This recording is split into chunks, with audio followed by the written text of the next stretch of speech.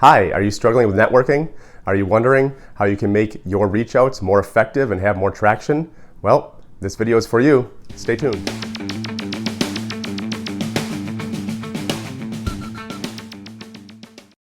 Hi, teachers. Welcome to Teach No More, where we help teachers move out of teaching and into a job that has your manager telling you that you've been working hard and a great job and that they're glad that you're on their team, just like my manager did a few times this week. It's very refreshing. Today we're going to be talking about how to make your networking reach outs and your networking in general be a little bit more effective. We're going to be talking about 3 tips. First, to set this up, I have recently come upon in a fabulous show called The Marvelous Miss Maisel. Maybe you are familiar with it. It's a great show. And I put it off for a while. I don't know why, but I picked it up. And to kind of set it up a little bit here. So in the show, there's a comedian, Miss Maisel, and she embarks on this career of stand-up comedy. And she gets started with it when some things happen in her personal life, and she goes off drunk to a stand-up bar, a stand-up club, and she kind of starts in on her routine, completely ad-lib, and she's a star. And she goes back, and I think a week later, she ends up, another thing happens, and she goes back to the club, and again, the manager who had watched her first set sees her come in, sees that she's in a mood, and gets her up on stage, and she ends up doing another set completely off the cuff, and it's a smashing success. And then the show is kind of about how she builds into her stand-up career and trials and tribulations and other things that happen. I assume that's where it's going. I have 1 episode left in the season 3, so unless it all comes crashing down in that episode, that's what the show is about. So what can we learn from Miss Maisel? Well, there's a few lessons that we can take from this. The first lesson is an idea that a lot of people have to go through in a lot of different avenues. And anytime that you want to get good at something, it's a process that you have to go under. So when Midge, that's her name, that's the main character's name, when she starts, she goes in and just has an improv set, and it's a smashing success. And then she has her second set, which is an improv set, and it's a smashing success. And the manager says, you have something, we're going to try to make you into a star because you are clearly very talented in what you do. And so she schedules her for her first actual booking, right? And so her manager's name here is Susie. So Midge goes up on her scheduled set that Susie made her, and she basically falls flat on her face. She bombs. The set is not good. She's not funny. No one laughs. And Susie and her kind of sit there wondering, well, what happened? Because you were so good, you were so funny, the audience loved you so much, and now what happened here? Well, Susie has kind of been around, she's seen some comics, she's seen some acts. So Susie tells her that she needs to start developing an act, and she needs to go back to the drawing board. She needs to start writing down her jokes. She needs to start testing what works and what doesn't work. And this is something that anyone who wants to get good at something, anyone who has started from scratch or even started somewhere where they're pretty decent, but they want to get to that next step, you have to go through this process, and it's a process of reiteration, okay? So when Midge is going and testing, she has literally cards, and she tells a joke, and she has kind of a keep pile and a throwaway pile. And when you're networking, you can do something kind of similar here, but what you want to be doing is you want to reiterate. And you want to be testing what is going to work and what's not going to work. So when I was going through my own job search, and when I was putting together what I felt was a good system for me in my networking, and when I was developing all my skills, I was not at all a good networker. And it was probably the absolute weakest part of my skill set. I'm very introverted. I don't tend to have giant amounts of friends on social media or anything. So it took me a long time to really develop how to network with people. And one of the ways that you can go about this is start with a very basic reach out script. So if you, and develop different scripts for different sets of people. So maybe you have one script for your friends, you have another script for your colleagues or people that are in your warm network, as it were, but they're not quite your close friends. You have another script for the people that you want to reach out to in a target profession, and then you have another script for those reach people, like maybe directly to a boss, for say. So use a script, and we'll just talk about maybe the people that you're reaching out to for a target profession, because that's probably what is the most uncomfortable but yet common kind of networking that you'll be doing. So start with your script and see how people respond, and then start changing little things in it. Just like Midge had to do with stand-up, start changing things. Start changing the entrance sentence maybe. Start changing what the question that you want to ask, or the follow-up. Change the length of it. Change different things in there a little bit at a time, and see what gains traction and what doesn't work. And over time, what you'll end up doing is you'll kind of get rid of the pieces that don't work so well, and you'll start keeping the pieces where you notice, okay, I got a response on that one. What did I change here? I got a response on this one. What did I change compared to what I was using? And you'll develop into a script that works for you. And if you are discarding the pieces that don't seem to work, or maybe you get a response, but the response isn't where you want them to be. Sometimes you get these responses where they're just not as forthcoming or open to communicating with you. And the response is good, but you kind of want to have them be a little bit more willing to engage with you. So you're constantly testing your scripts, and write them down, keep notes, do whatever your system is, but keep that process of reiteration going. Throw out what doesn't work, keep what does work, and over time, it might take several months, but over time you will actually start to develop kind of your own script that works, which gets into the second piece of this. So going back to Miss Maisel here, when she was doing her ad lib, her improv sets in the first few, when she just came in after her life kind of fell apart and she was heated and feeling in the mood, right?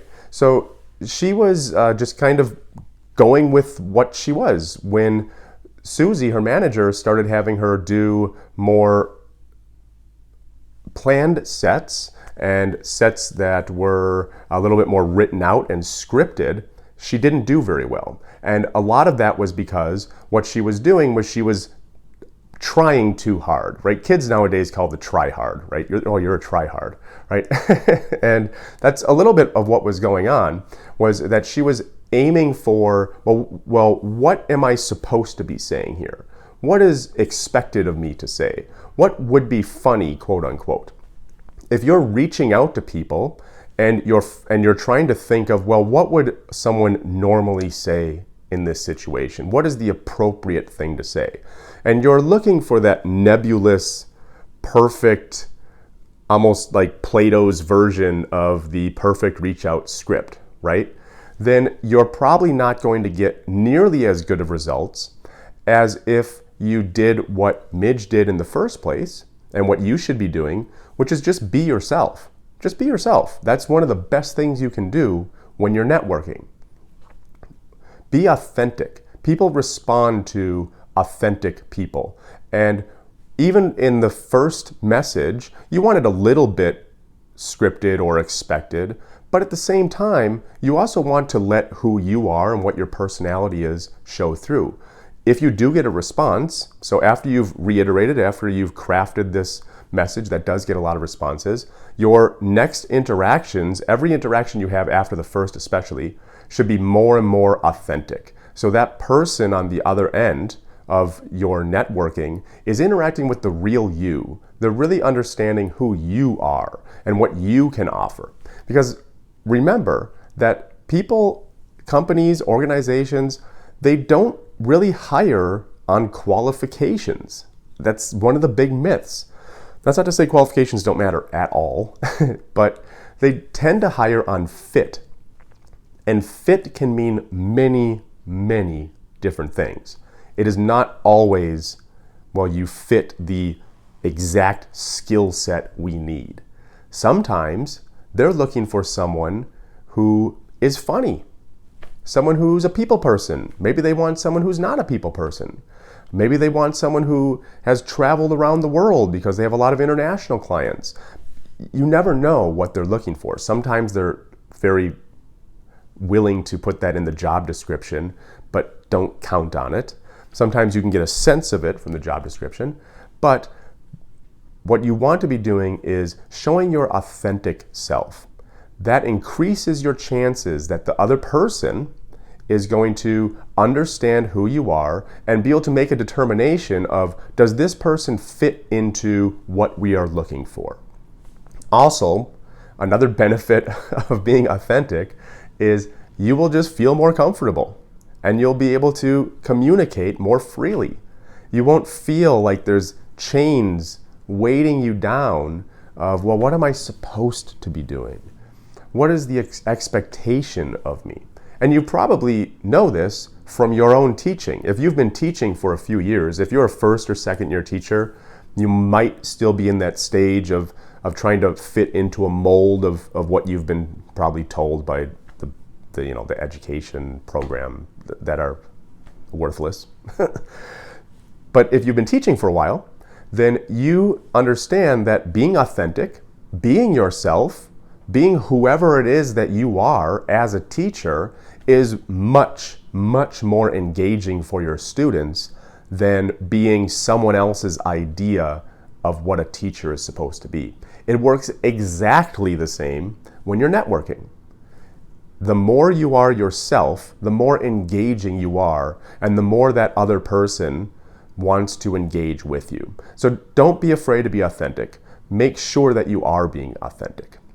The last lesson that we can take here is, so something happens in the show as Midge develops her stand-up routine, and as she gets more and more popular, as she has more success, as she ends up touring at one point. And what starts to happen is that she is a smashing success. She is great. She's from New York. So in New York, she's amazing. And she gets her start in these, I guess maybe you'd call them like underground clubs, but they're definitely more of a more rowdy audience, we'll say. And she ends up going to different clubs, different cities, and she has to put on her routine in front of a lot of different audiences.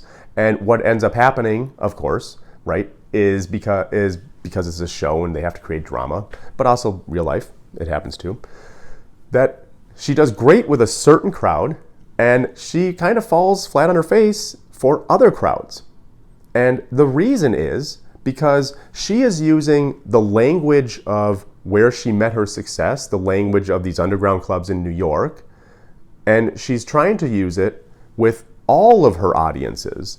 And some of her audiences don't want to hear that, right? It's not funny. They can't relate. They don't know about jokes that are New York specific if they're living in Miami or Las Vegas or something, right? Maybe they're a little bit older crowd and they're used to a different type of setup and language. And if she's using the words that she uses in the underground clubs in New York, it doesn't appeal to them. So the other thing that you want to be doing when you're reaching out to people is make sure that you're using language that appeals to them. Make sure you're speaking their language. There's a few ways that you can do this. One of the best ways you can do this is take time in the research phase of your job search and take time to actually understand the industry of the person that you're reaching out to. If you're reaching out to someone as a data analyst, make sure that you've done some research in the data analyst field. It doesn't have to be super extensive. You don't even have to research their company. But if you can reach out and use just a few words that a data analyst might use, that helps oil that communication a little bit. It helps make it flow a little bit easier. If you're reaching out to someone, you look on their LinkedIn profile and you notice maybe they're younger, maybe they're really young, maybe you can tell they're like 23. This is obviously their first job out of college and you're reaching out to them. Make your language a little bit more casual. Don't use formal language. Don't, oh, hello, Miss something something. They're not going to respond to that. They have no experience with that. Use more casual language. But if you are reaching out to someone who appears to be older, and you can tell that they're very experienced, well, maybe you throw in a miss or a mister for that opening. Small tweaks like that can go a long way towards helping someone feel a little bit more encouraged to engage with you, because remember, a lot of times, especially with people who you're reaching out to in a profession, they're getting a message from basically a stranger. Now, if you've worked your network right and you've done all these great steps, maybe you've kind of went from a friend to a friend of a friend to the friend of a friend's cousin to, okay, you got the contact of this other person who works at a company that you think would be great. And that's fantastic. If you have managed to navigate that, you are doing networking completely right. But a lot of times that's not how it's going to work, especially for teachers, because what happens is your friend is a teacher, and the friend of the friend is a teacher, and the friend of the friend's cousin is a teacher, and you've just kind of gone in circles. That tends to be what happens with teachers. Maybe not. So a lot of times you're reaching out to complete strangers. Small, tiny tweaks of language can go a long way towards letting them know this person is serious, or this person is actually interested in talking to me. They didn't just mass send out 1,000 private messages or DMs or spam everybody's wall with a group text hoping someone would land. They actually are interested in talking to me, myself. That's very alluring to people, and you can tell that it's alluring. And again, just like the last tip, this is nothing that is new to you. You know as a teacher to use the language of your students. You know to try to engage them where they are, not where you are just always are, right? So you're going to do the same thing when you're reaching out. Tiny tweaks. Try to use some language that they are using. Okay, so there you have it.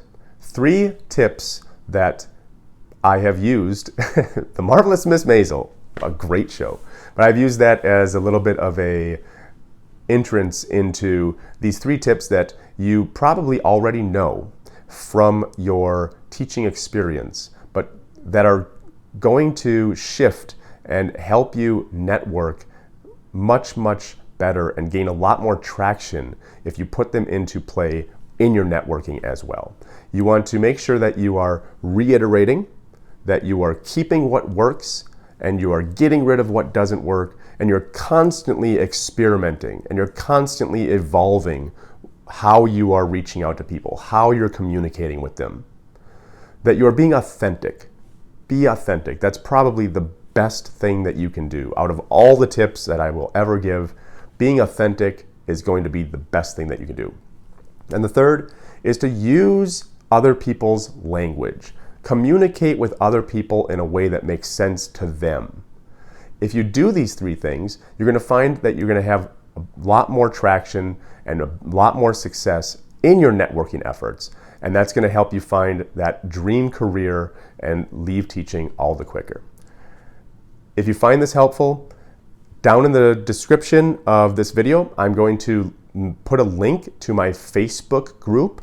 Please join the group and also tell 2 other people about the Facebook group and about the YouTube channel, 2 other teachers, so that other teachers can be getting help as well if they want to leave the profession, or maybe even if they just want to level up a networking skill or the resume skills. That's fine too. But if you do find this helpful, join the Facebook group. There's more help there. I am going to start doing live sessions once a week, so you can find help there as well. I will also put the link to my 8-page guide that is a roadmap out of teaching in the comments section. I would love to hear from you guys and know which one of these 3 tips you found the most helpful, or which one do you struggle with the most? Which one do you find that you're just not doing, or you're afraid of doing in your networking? I would love to hear from you guys in the comments section below. Other than that, that's all I have for you, and I will see you next time.